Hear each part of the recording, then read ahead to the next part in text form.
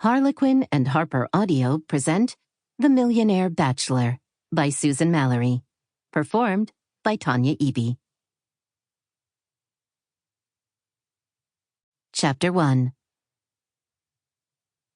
Cathy Eldridge glanced impatiently at her inexpensive watch.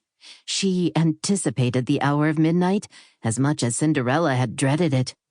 While the fairy tale princess had reason to worry that her dreams would be destroyed by the tolling of the clock, for Cathy, the witching hour marked the beginning of her fantasy, because on the stroke of 12, Stone Ward called.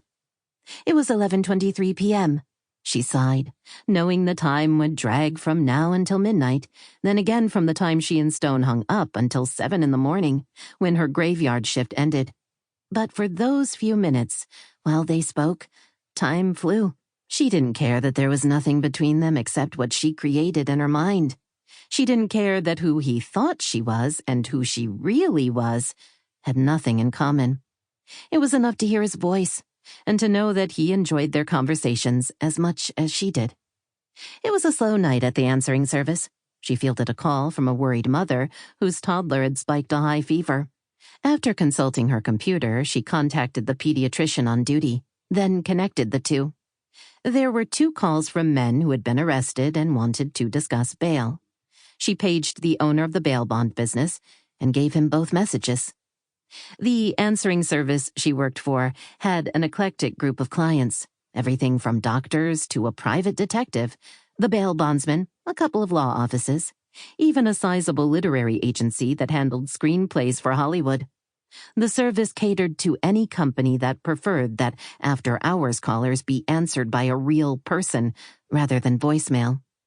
There were also a few odd clients, like the charming, wealthy, but forgetful widow who had the service call her 6 times a day to remind her to take her medicine, and a traveling salesman who insisted regular messages be left on his answering machine at home so his cat wouldn't feel so alone.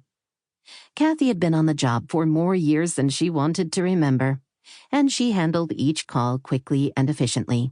She was a favorite with many of the clients.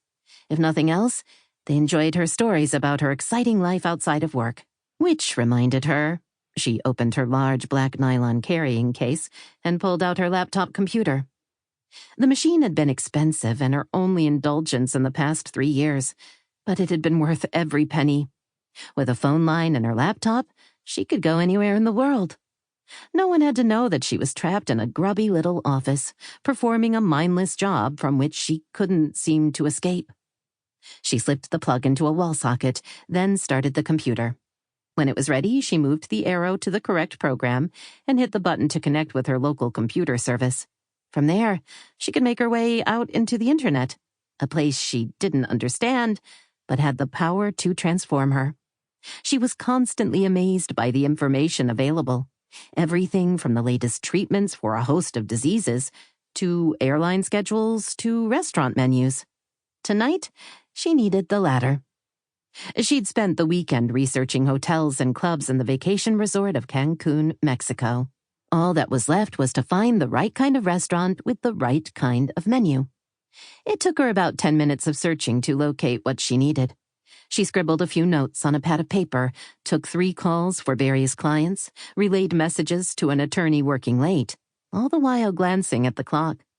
5 minutes left, then 3, then 1, then ring. Her heart had picked up its pace 15 minutes before, but now her palms got sweaty and her stomach lurched. The symptoms were familiar. They occurred every time he called. He always made her feel so very alive. She adjusted the mouthpiece on her headset, then pushed the blinking light on the phone console. A to Z answering service, she said, working hard to keep her tone light and friendly, so he wouldn't guess she was shaking with anticipation. It didn't matter that they'd been talking for months. He still made her nervous. Hi, Cathy. How was your weekend? She wanted to melt. His voice was low and seductive. It wrapped around her and drifted through her, making it nearly impossible to think or breathe or do anything but sigh out his name. Hi, Stone. My weekend was great. What about yours? Nothing very exciting. I worked.